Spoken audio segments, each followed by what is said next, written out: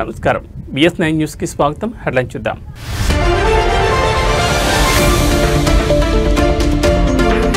ప్రముఖ రచయిత అందెశ్రీ కన్నమూత తెలంగాణ ఉద్యమంలో తన పాటలతో కీలక పాత్ర పోషించిన అందెశ్రీ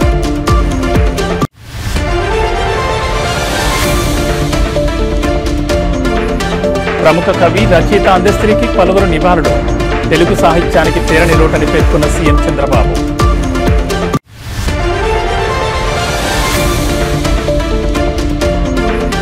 రేపు జూబ్లీహిల్స్ ఉప ఎన్నిక పోలింగ్ ఉప ఎన్నిక సందర్భంగా భారీ బందోబస్తు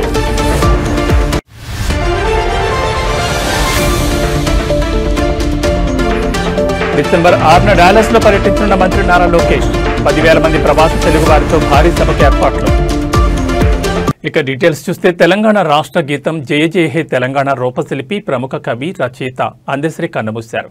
గత రాత్రి హైదరాబాద్లోని తన నివాసంలో ఆయన తీవ్ర అస్వస్థతకు గురయ్యారు. దీంతో కుటుంబ సభ్యులు ఆయన్ని వెంటనే గాంధీ ఆసుపత్రికి తరలించారు. అక్కడ చికిత్స పొందుతూ ఆయన తుదిశ్వాస విడిచినట్లు కుటుంబ సభ్యులు తెలిపారు. అందెశ్రీ కలం నుంచి జాలువారిన జయ జయ హే తెలంగాణ గీతాన్ని తెలంగాణ ప్రభుత్వం రాష్ట్ర అధికారిక గీతంగా గుర్తించిన విషయం తెలిసిందే. తన పాటలు రచనలతో ఆయన తెలంగాణ ప్రత్యేక రాష్ట్ర ఉద్యమంలో కీలక పాత్ర పోషించారు. ఉద్యమ సమయంలో ఆయన గీతాలు ప్రజల్లో స్ఫూర్తిని రగిలించాయి. ఎటువంటి పాఠశాల విద్య అభ్యసించకుండా కేవలం తన ప్రతిభతోనే గొప్ప కవిగా అందెశ్రీ పేరు తెచ్చుకున్నారు. ఆయన రాసిన మాయమైపోతున్నాడమ్మా మనిషి అన్నవాడు అనే గీతం తెలుగు ప్రజల హృదయాల్లో చిరస్థాయిగా నిలిచిపోయింది.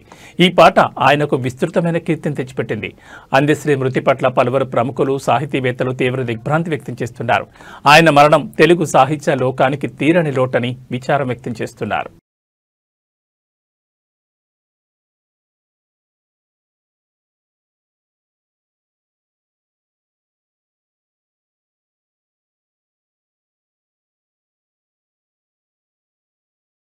ప్రముఖ కవి వాగ్గేయకారుడు తెలంగాణ రాష్ట్ర గీత రచయిత అందెశ్రీ ఆకస్మిక మృతి పట్ల ఆంధ్రప్రదేశ్ ముఖ్యమంత్రి చంద్రబాబు నాయుడు ఉప ముఖ్యమంత్రి పవన్ కళ్యాణ్ తీవ్ర దిగ్భ్రాంతి వ్యక్తం చేశారు.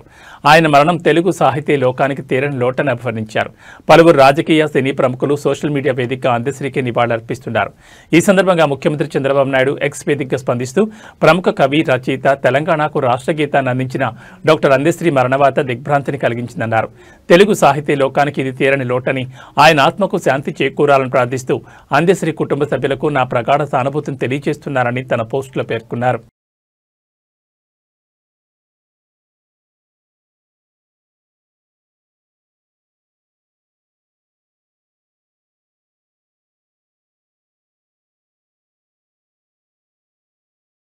జూబ్లీహిల్స్ ఉప ఎన్నికకు ఏర్పాట్లు పూర్తయ్యాయి. రేపు ఉదయం 7 గంటల నుంచి సాయంత్రం 6 గంటల వరకు పోలింగ్ జరగనుంది. జూబ్లీహిల్స్ నియోజకవర్గంలో మొత్తం 4,01,365 మంది ఓటర్లున్నారు. 58 మంది అభ్యర్థులు ఎన్నికల బరిలో ఉన్నారు. ఎన్నికల కోసం 407 పోలింగ్ కేంద్రాలను ఏర్పాటు చేశారు.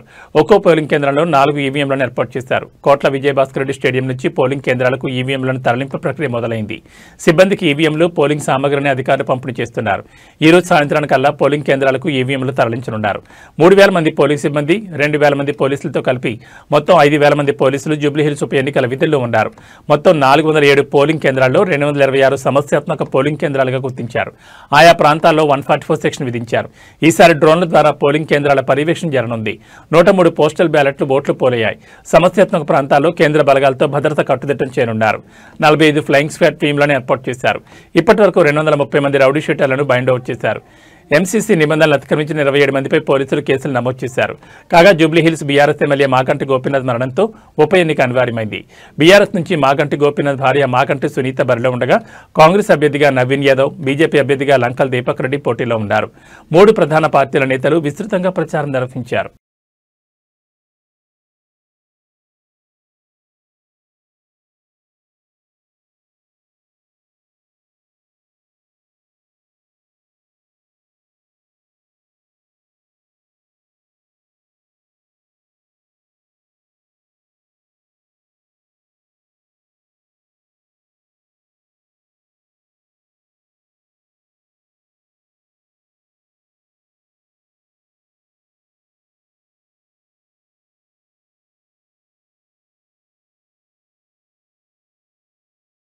ఆంధ్రప్రదేశ్ రాష్ట్ర ఐటీ విద్యాశాఖ మంత్రి తెలుగుదేశం పార్టీ జాతీయ ప్రధాన కార్యదర్శి నారా లోకేష్ అమెరికాలో పర్యటించనున్నారు.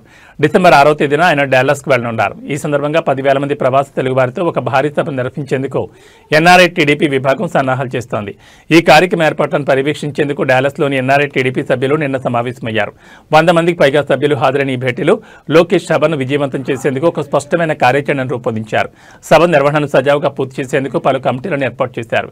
కార్యక్రమ పర్యవేక్షణ కోసం ఒక స్టీరింగ్ కమిటీని, దానికి అనుబంధంగా భద్రత, భోజనాలు, స్వాగత ఏర్పాట్లు, వేదిక నిర్వహణ వంటి బాధ్యతల కోసం వేర్వేరు కమిటీలను ప్రకటించారు.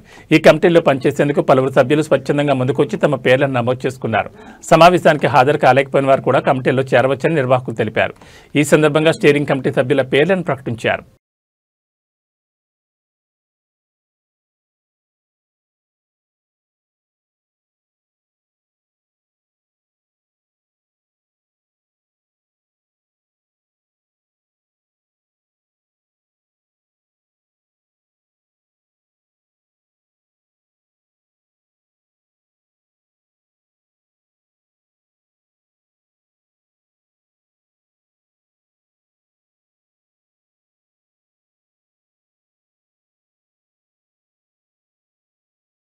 తెలంగాణ రాష్ట్రాన్ని చలి గజగజ వణికిస్తోంది. ఇప్పటికే పలు ప్రాంతాల్లో ఉష్ణోగ్రతలు సాధారణం కన్నా తక్కువగా నమోదవుతుండగా రానున్న 3 రోజులు చలి తీవ్రత మరింత పెరగనుందని హైదరాబాద్ వాతావరణ శాఖ హెచ్చరించింది.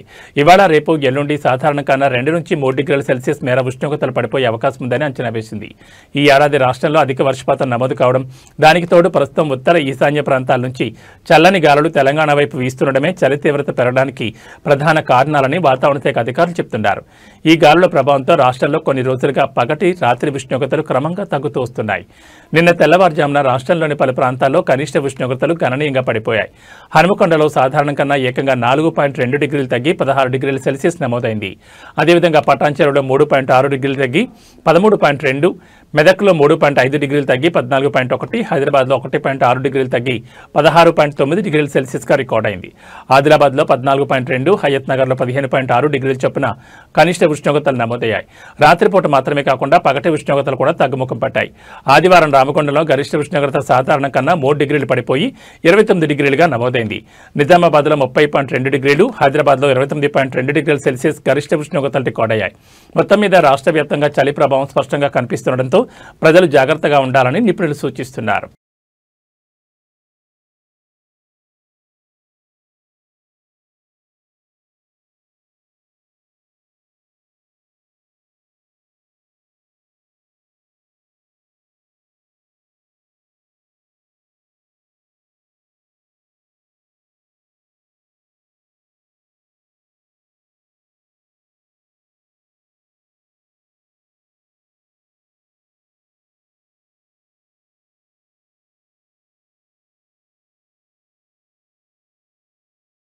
వివేకానంద నగర్ డివిజన్ పరిధిలోని ఏఎస్ రాజు నగర్ కాలనీలో జరిగిన defence civilian officers pensioners welfare association ఆధ్వర్యంలో కార్తీక మాస వనభోజన మహోత్సవం ఘనంగా నిర్వహించారు.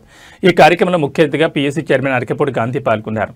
ఈ సందర్భంగా వారి సావని 2025ను కార్పొరేటర్లు నార్ని శ్రీనివాసరావు, ఉప్పలపాటి శ్రీకాంత్, సీనియర్ నాయకులు నాయనేని చంద్రకాంత్ రావులతో కలిసి ఆవిష్కరించారు.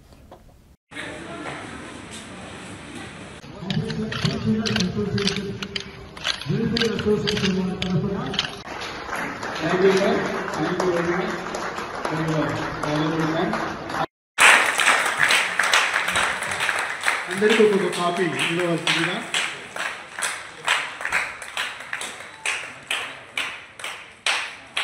అందరూ కాపీ తీసుకోండి. సార్ ప్రసాద్ గారు వెయిట్ కూడా పట్టుకోవాలి. పట్టుకోండి సార్. Thank you.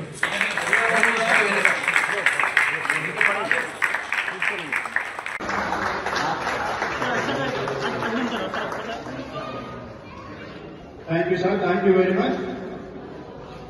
చాలా చాలా ధన్యవాదాలు చెప్పుకుంటున్నాము. చాలా మీరు గాంధీ గారు, శ్రీ రాజశేఖర రెడ్డి గారు, పి ప్రసాద్ గారు,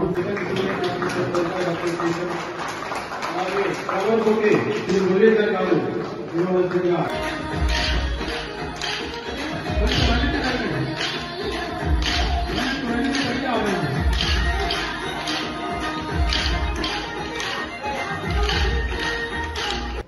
రాష్ట్ర ప్రభుత్వాలు ప్రజల కోరికలు ఏంటి, కోరిక తీర్చుకొని 5 సంవత్సరాలు పబ్బం గడుపుకుందామనే ఆలోచనలో రాష్ట్ర ప్రభుత్వాలు వచ్చినాయి. ప్రభుత్వాలన్నీ కూడా అదే బాటలో కొనసాగుతా ఉన్నాయి. నేనేం సబ్సిడీస్ ఇచ్చా ఆయన కన్నా డబుల్ ఇస్తే మనం అధికారంలోకి వస్తాం. ఆర్థిక పరిస్థితులు, సంక్షేమం, ఆరోగ్యం, విద్య వీటి మీద కాన్సన్ట్రేషన్ కాదు. తాత్కాలిక అవసరాలకే ఇవాళ ప్రజలు టెంట్ అవుతున్నటువంటి పరిస్థితుల్లో మరి సహజంగా తండ్రి అప్పులు చేశారు. బాధ్యత గల కుటుంబ సభ్యుడు ఏం చేశాడు? నాన్నగారు అప్పులు తీర్చాల్సిందే కదా. ఆస్తులు అమ్మైనా కూడా అకౌంట్ లో మీరు ట్యాక్స్ రూపంలో కట్టే డబ్బు ఆటోమేటిక్ గా ముందు అప్పు కట్ అయిపోతుంది, తర్వాత జీతాలతో పాటు పెన్షన్లు. ప్రశాంతత ఎక్కడ? జనజీవనం క్రమశిక్షణతో, ఆరోగ్యకరమైన వాతావరణంతో, మనం నమ్ముకున్నటువంటి భవిష్యత్తులో చక్కటి విద్యాబోధన. మరి ఈ వయసులో సహజంగా చాలా మంది గురూజీలు వస్తా ఉన్నారు. ఏలూరు జిల్లా నూజివీడ్ మండలం సీతారాంపురం గ్రామంలోని శ్రీ గౌరీ సమేత కేదారేశ్వర విజయ గణపతి ఆలయంలో కార్తీక మాస వన అన్న సమారాధన సందర్భంగా విశేషమైన భక్తి శ్రద్ధలతో ప్రత్యేక పూజలు ఘనంగా నిర్వహించారు. ఈ సందర్భంగా శ్రీ విజయ గణపతి స్వామి, శ్రీ గౌరీ సమేత కేదారేశ్వర స్వామి మరియు శ్రీ గౌరీదేవి అమ్మవారికి ప్రత్యేక అభిషేకాలు, అలంకరణలు నిర్వహించారు. భక్తులు పెద్ద సంఖ్యలో ఆలయం తరలివచ్చి స్వామివారిని భక్తి శ్రద్ధలతో దర్శించుకున్నారు. శ్రీరామ ఆంజనేయ భక్త బృందం గురువు ముసునూరు శ్రీనివాసరావు ఆధ్వర్యంలో హనుమాన్ చాలీసా ఆలపించారు. హనుమాన్ చాలీసా అనంతరం కార్తీక మాస వన అన్న సమారాధన అయ్యప్ప బృందం సీతారాంపురం గ్రామం కన్నికంటి ఉమా చౌదరి, కొల్లిపర శ్రీనివాసరావు, దోనవల్లి శ్రీనివాసరావు, పర్వతనేని రత్నాకర్ చౌదరి, జాస్తి రమేష్ బాబు, కన్నికంటి నాగభూషణం, ఆలయ చైర్మన్ మరియు ధర్మకర్త వజ్జ రంగారావు, అనురాధ, అర్చకులు రామేశ్వరపు శివ విశ్వేశ్వర శర్మ, సీతారాంపురం గ్రామ సర్పంచ్ లింగంనేని కిషోర్ మరియు సత్యవాణి పర్యవేక్షించారు.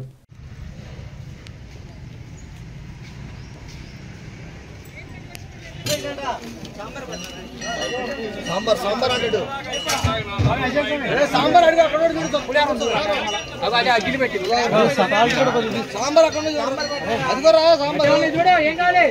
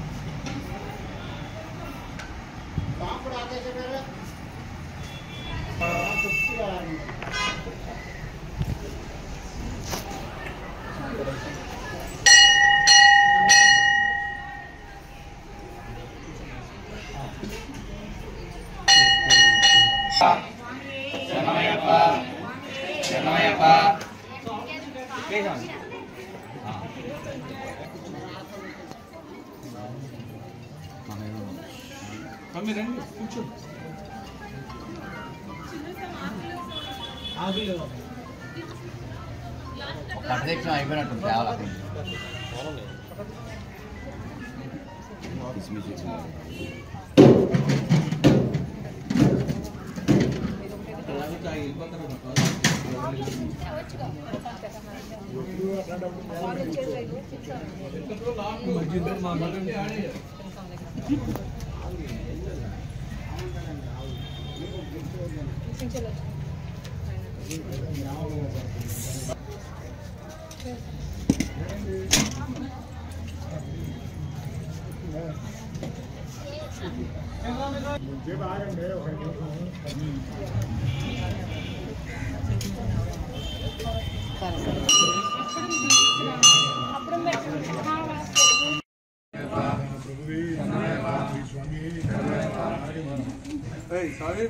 మీరు ఎడ చెబుతారు మాకు చిన్న సార్ స్పీడ్గా చెప్పండి. మీరు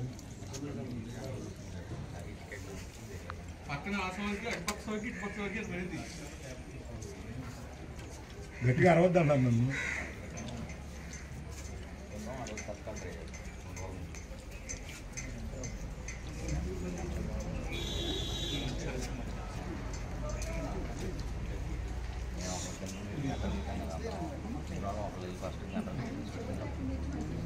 ఎవరన్నా అడిగితే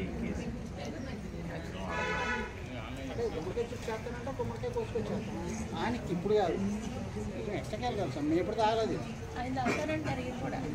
మన రఘుపతి గారు మొత్తం గుమ్మడి పెట్టారు బుడి గుమ్మడే 40 సెంట్లో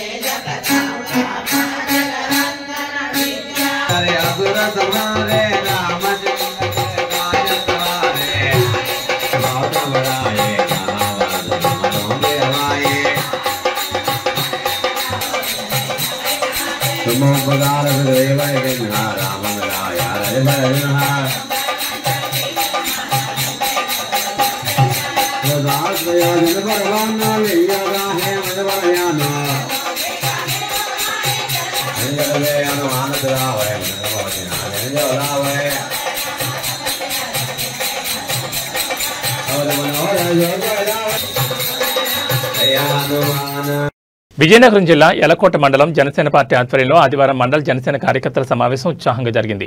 మండల జనసేన పార్టీ అధ్యక్షులు షేక్ ఫిరోజ్ నేతృత్వంలో నిర్వహించిన ఈ కార్యక్రమంలో పెద్ద సంఖ్యలో కార్యకర్తలు పాల్గొన్నారు. సమావేశంలో పార్టీ బలోపేతం, గ్రామస్థాయిలో కార్యకర్తల చైతన్యం, రానున్న రాజకీయ కార్యక్రమాలపై చర్చించారు. నాయకులు పార్టీ భావజాలాన్ని ప్రజలకు చేరవేయడంలో ప్రతి కార్యకర్త కీలక పాత్ర పోషించాలని సూచించారు. సమావేశానికి అనంతరం కార్యకర్తల ఐక్యతను ప్రతిబింబించే విధంగా పిక్నిక్ ను కూడా నిర్వహించారు. ఈ సందర్భంగా పాల్గొన్న కార్యకర్తలు పరస్పరం సౌహార్దంగా ముచ్చటిస్తూ సమయాన్ని ఆనందంగా గడిపారు. మండల కార్యకర్తలకు, నాయకులకు విందు భోజనం కలిసి చేశారు. కార్యక్రమాన్ని విజయవంతం చేసిన అన్ని కార్యకర్తలకు, నాయకులకు షేక్ ఫిరోజ్ అభినందనలు తెలియజేశారు.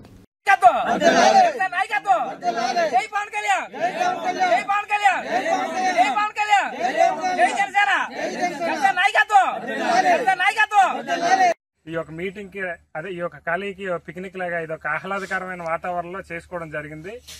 ఈ యొక్క ఏదైతే మీటింగ్ ఉందో ఈ యొక్క ముఖ్య ఉద్దేశం కూడా మెయిన్ ఇక్కడ నుండి రకరకాలుగా మనం విలేజ్ల్లో పడుతున్న ఇబ్బందులు కానీ ఇంకా ఏదైనా వస్తున్న సమస్యల మీద కానీ ఎలా పరిష్కారం చేసుకోవాలి, ఎలా ముందుకెళ్లాలన్న ఆలోచనతో ఈ యొక్క కార్యక్రమం ఏర్పాటు చేయడం జరిగింది. అలాగే ఇక్కడ వచ్చిన ప్రతి ఒక్క జన సైనికుడు కూడా పేరు పేరున నాకు కృతజ్ఞతలు. రంగారెడ్డి జిల్లా చేవెడలో జరిగిన ఘోర రోడ్డు ప్రమాదంలో తాండూరు నియోజకవర్గానికి చెందిన మృతుల కుటుంబాలను వికారాబాద్ ఎంపీ కొండా విశ్వేశ్వరరెడ్డి పరామర్శించారు. ప్రమాదంలో మృతి చెందిన కుటుంబ సభ్యులను ఓదారుస్తూ ఒక్కొక్కరికి 30,000 రూపాయల ఆర్థిక సహాయాన్ని వారి కుటుంబాలకు అందజేశారు. అనంతరం ఆయన మీడియాతో మాట్లాడుతూ గత ప్రభుత్వం దోచుకోవడం, కాంగ్రెస్ ప్రభుత్వం వద్ద డబ్బులు లేకపోవడం వల్లే జాతీయ రహదారి నిర్మాణం చేపట్టలేదని ఎంపీ ఆరోపించారు.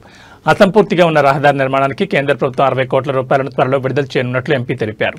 రోడ్డు ప్రమాదంలో మృతి చెందిన కుటుంబాలను అన్ని విధాలుగా ఆదుకుంటారని చేవెళ్ల ఎంపీ కొండా విశ్వేశ్వరరెడ్డి భరోసా కల్పించారు.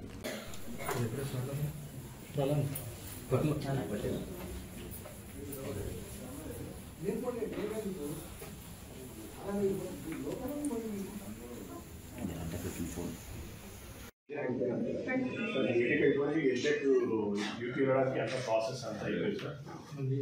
జనవరిలో ఫస్ట్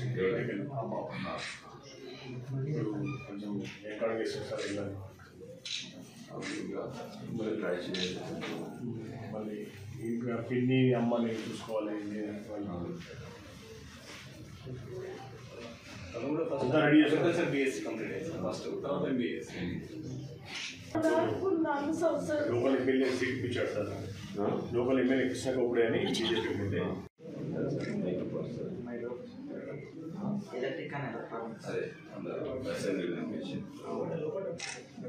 ఆ రిలేటెడ్లో ఏదైనా ఎంప్లాయ్మెంట్ వస్తే కొంచెం మాకు అమ్మాయి గారు ఇప్పుడు ఎంత పరిహారం ఇచ్చినా మా అమ్మాయిని తీసుకురాలేదు సార్ అది రిలేటెడ్గా కొంచెం సార్ బీటెక్ అయిపోయింది ఎంటెక్ యూపీ వెళ్ళడానికి అంత ప్రాసెస్ అంతా అయిపోయింది సార్ జనవరిలో ఫస్ట్ ఎంటెక్ కొంచెం ఎన్కౌంటర్ చేస్తాం సార్ మళ్ళీ ఇంకా పిన్ని అమ్మని చూసుకోవాలి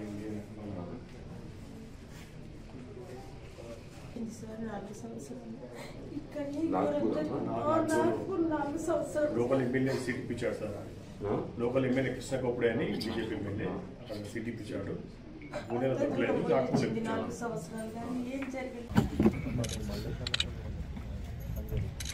ఏం చేయలేదు మేము మా తరఫు నుంచి ప్రధానమంత్రి నుంచి కూడా వస్తున్నాయి ప్రధానమంత్రి దగ్గర నుంచి 2 లక్షలు నేను బాలశ్రీ వీళ్ళందరి కలిసి 30,000 ఇస్తాను సంతానికి కానీ పిల్లలు మంచి సంతోషం కావాలి మంచి ఉద్యోగం దొరకాలి అయితే తల్లిదండ్రులు లోపపోవాలి అయితే నాకు నేను మాట్లాడుతున్నాను మీరందరూ నిర్ణయించారు సభ్యులు పిల్లలు కూడా అయితే ఇక్కడ ఇంకా పిల్లలే ఉంటారు ఇక్కడ పిల్లలు ఉంటారు మంచిగా చదివిస్తారు and 8th drop out sir 8th drop out అయితే 10th open 10th exam fees కట్టిస్తున్నారు సార్ కంటిన్యూషన్లో ఉంది ఈమెకు 10th మినిమం ఏ జాబ్ కావాలన్నా 10th అడుగుతుంది సార్ అందుకే 10th రాయించేసి ఏదైనా టెక్నికల్ ఇంటర్మీడియట్ వరకు ఏదైనా చేస్తే జాబ్ అక్కడ ఉంటేనే అదే మా మిస్సెస్ అఖిలారెడ్డి నాగ్పూర్లో పోయి బీఎస్సీ అగ్రికల్చర్ చేసి ఇప్పుడు ఎంబీబీఎస్ చేస్తుండే కొన్ని రోజులు అయితే మంచి ఉద్యోగం వస్తుంది వాళ్లకు ఈ కుటుంబానికి భూమి ఎక్కువ లేదు భూమే లేదు ఆధారపడేది పెన్షన్ వాళ్ళ పిన్ని పెన్షన్ చిన్నమ్మ పెన్షన్ అట్లనే ఈ ఇంట్లో కూడా వాళ్ళ అన్న ఉన్నాడు ఈమె సంపాదించితే వాళ్ళ అన్న ఇంకా పెద్ద చదివి మంచి ఉద్యోగం వస్తుంది అయితే ఆ ఆశ కూడా పోయింది ఇక్కడ అయితే ఇక్కడ కూడా మేము ఏమి చేయాలని ఆలోచిస్తున్నాము అయితే అబ్బాయిని రమ్మన్నాము వాళ్ళకు మంచి ట్రిపుల్ ఇంజనీరింగ్ అయిపోయింది ఈయనకి బీటెక్ ఇంజనీరింగ్ అయిపోయింది ఈయనకు కూడా ఉద్యోగం ఇప్పిస్తేందుకు ఇప్పుడు ఇంతో అంతో మా జేబులో నుంచి ఇంతో సాయం చేస్తున్నాం ప్రధానమంత్రి 2 లక్షలు వస్తున్నాయి అందరికి కూడా వస్తున్నాయి ఇది రంగారెడ్డి వికారాబాద్ కలెక్టర్ డేటా తీసుకొని వాళ్ళ బ్యాక్ రిపోర్ట్ తీసుకొని ఇది nodal officer Rangareddy collector Narayana Reddy గారు వారు కూడా పని అయిపోయింది ఇప్పుడు ప్రధానమంత్రి ఆఫీస్ పోయింది అది మేము ఫాలోఅప్ చేస్తున్నాం వారంలోనూ 10 రోజుల లోపల అది కూడా వస్తుంది ఇప్పుడైతే ఇచ్చేస్తున్నాం ఇప్పుడు వేరే కుటుంబాల దగ్గర కూడా పోతున్నాము కానీ ఈ హైవే అయితే మొదలైంది అండ్ ఇన్నేళ్ళు డీలే అయిన హైవే మొదలైంది దీంట్లో కూడా 2-3 జాగాలల్లో ఇంకా ప్రమాదం ఉంది ఎందుకంటే అది ఫుల్ కర్వ్ ఉన్నది అది చూపెట్టది అయితే సహకరించాలి దీన్ని సక్సెస్ చేయాలి ఉదాహరణగా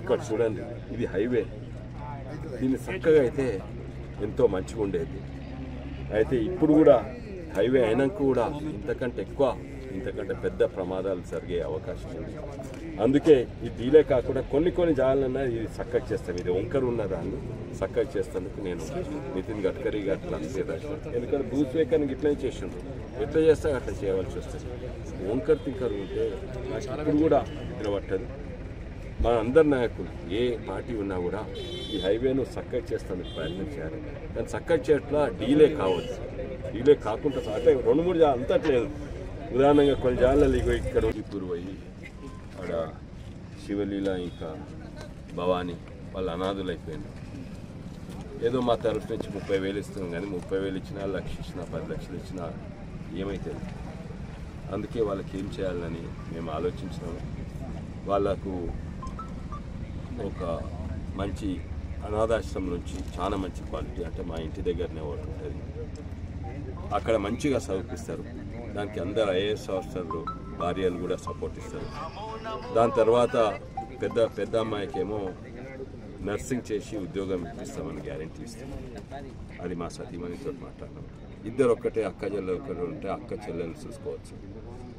కానీ మొత్తానికి ఫైనల్ నిర్ణయం ఏమో ఊళ్ళో తీసుకోవాలి. ఎందుకంటే పిల్లలకు ఊరు ఇచ్చి మన హైదరాబాద్ రావాలంటే వాళ్ళకి బాధగానే ఉంటుంది. కానీ మా ప్రకారంగా అదే మంచిగా బాలేశ్వర్ గుప్తా ఇవి బులెటిన్ విశేషాలు. నమస్కారం.